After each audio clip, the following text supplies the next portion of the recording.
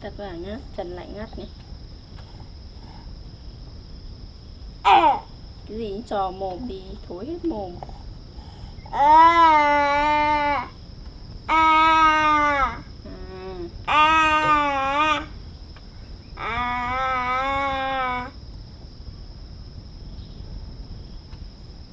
Trò vào.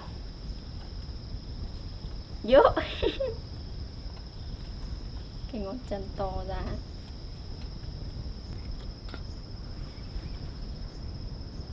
Ngon không? Ngon không? Ngon, cái đâu? Ngon. Ngon.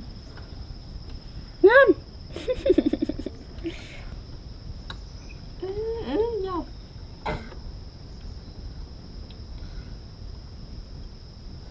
Ngon.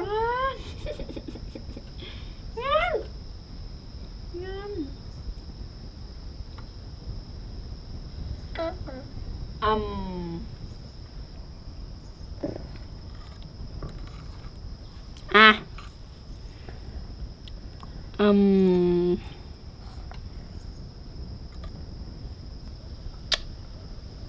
Ngon. Ăn vào vậy. Được chưa?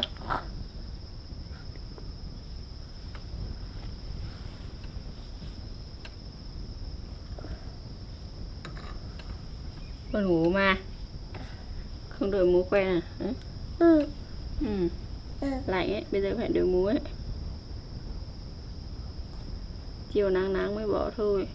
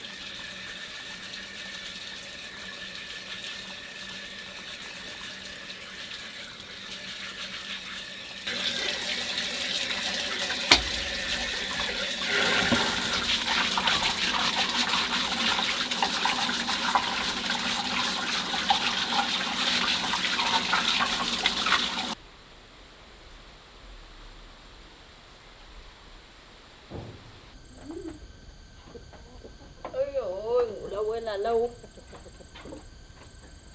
Đói nhá.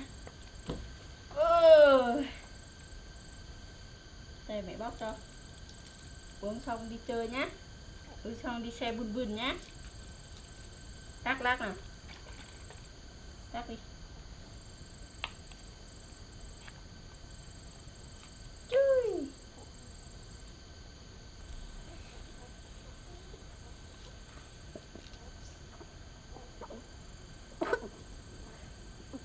Ayo. Vô. Miệng to vậy nè.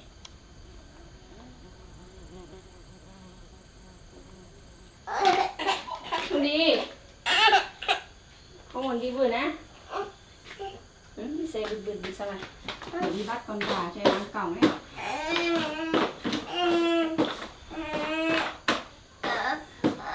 Đây. Mình lấy quả cho nhá. Đây. Mam nha, mam xong đi xe nhá.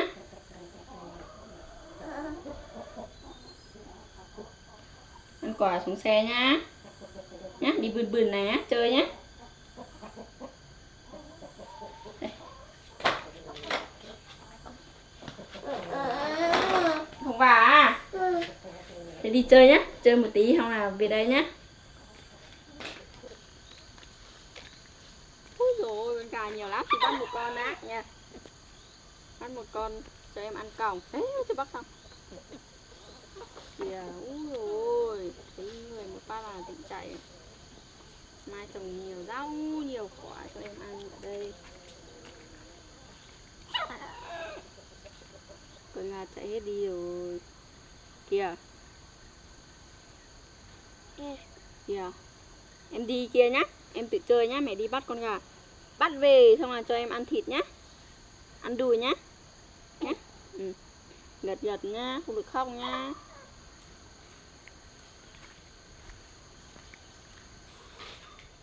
Ui dồi ôi. Đùi của em nè.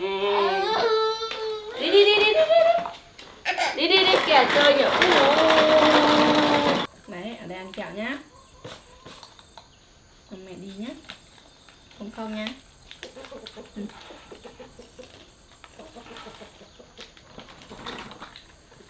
Ngoài nha.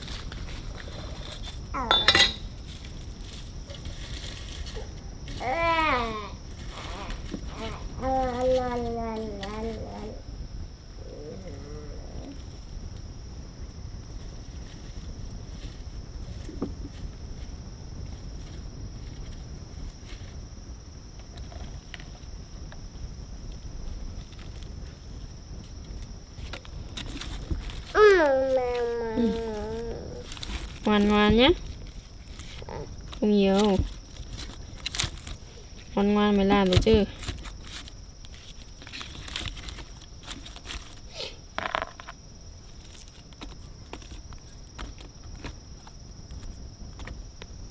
Rồi, sắp xong. Rồi. Cha mẹ gửi nha, cho em đi chơi nhá.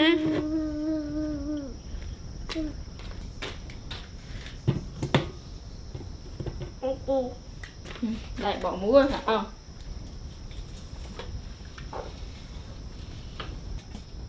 Sắp được khởi ra rồi. Em nhớ quá. Hôm nay nhớ lắm.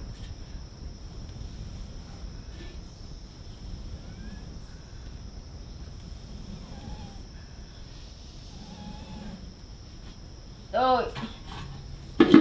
Xuống nhá.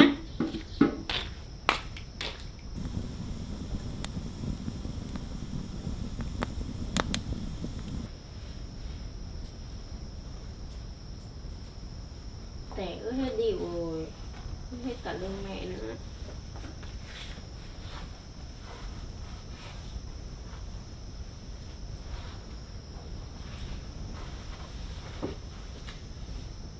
Ây dụ, cầm cả cái mũ nữa. Trùng. Cất đi. Cất đi nhé. Cất đi nhé. Cất đi nhé. Lát nữa á. Gật gật chưa? Ôi dồi.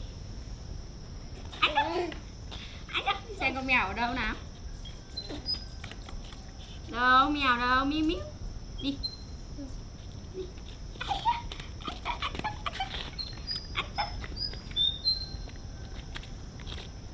Muốn nhặt đá mà. Đi kia. Kia chơi. Kìa nhìn đường kìa. Kìa. Kìa mà. Kìa. Đấy đi hái hoa nhá. Đi hái hoa nhá.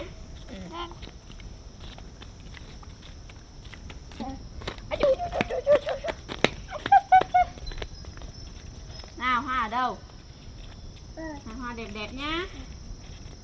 Ở đâu này? Đây đây đây đây. Đây đây. Hoa màu tím. Đây. Rồi. Xé ra. Ý, màu tím nhỉ. Hoa màu tím nhỉ. Vứt đi. Vứt. Vứt nhá. Vứt. Vứt đi. Dính ở tay rồi. Vứt đi. Rồi, chơi nhá. Chơi tiếp nhá. Không muốn hái hoa không? Đi, đi đâu? Xem nào. Đi đâu? Đi bên kia theo á. Đi đi. Đi. Nhìn kìa. Cúc cúc cúc cúc kìa. Không nhặt đá đâu. Đi kìa. Ui dồi kìa kìa kìa. Đi đuổi con mèo. Ở đâu? Ở đâu?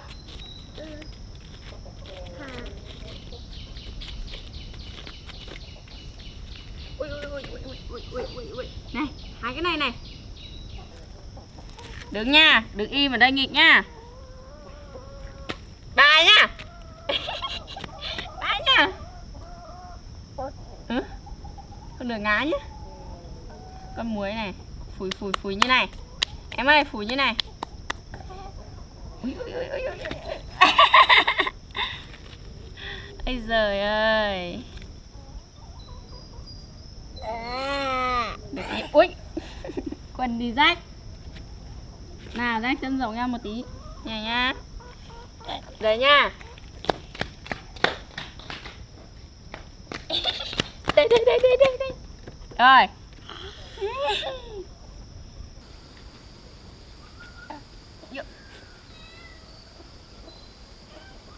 Tay.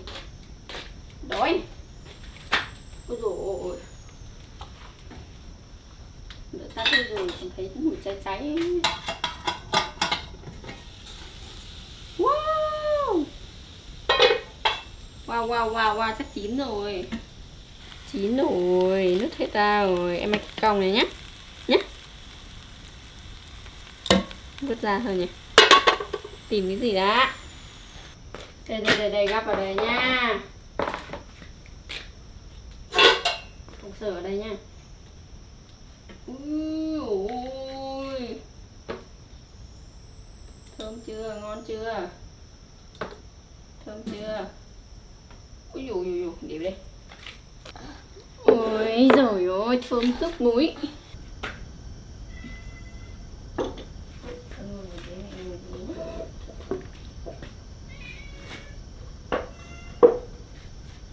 Ngồi cẩn thận nào, vai. Ngồi cẩn thận. Mẹ xé cho con nhá. Đây bón một miếng này trước. Ăn lấy trước.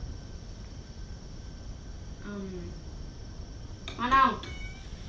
Ngon không? Từ nào? Kéo tay áo lên. Tí bẩn áo. Kêu con mèo bị ăn của em. Đây. Rồi. Trời ơi.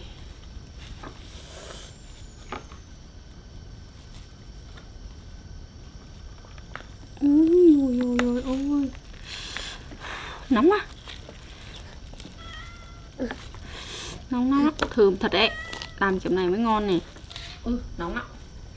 Nóng lắm nó. Thổi á. Em giỏi thế. Em biết thổi á. Mẹ bảo nóng em biết thổi á. Nóng. Chín chưa? Hả chưa? À. Giỏi quá nhỉ.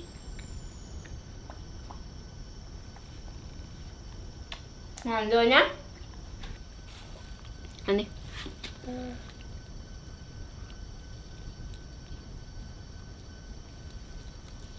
Ai dồi, ngon quá.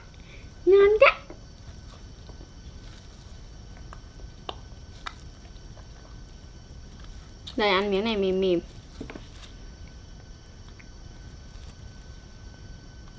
Ngon không? Bẩn.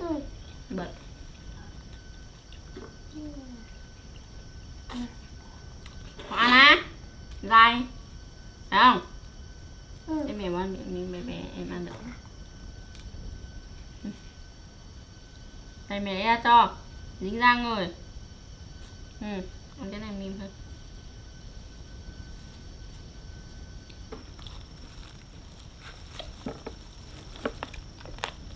Ôi dồi.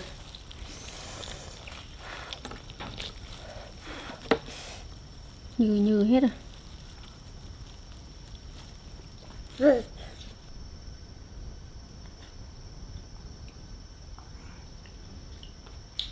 Mẹ chấm cay em không ăn được đâu.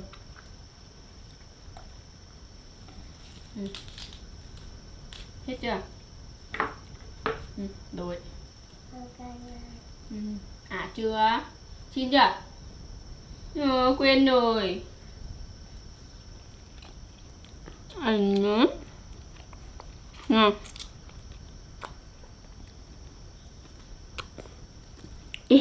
Từ mỏ lên nữa. Ăn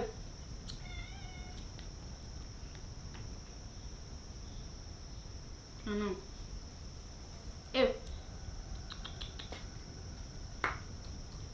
Cháu không ăn nha.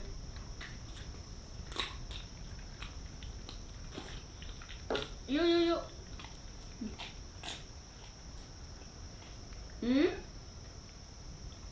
Ăn cái này.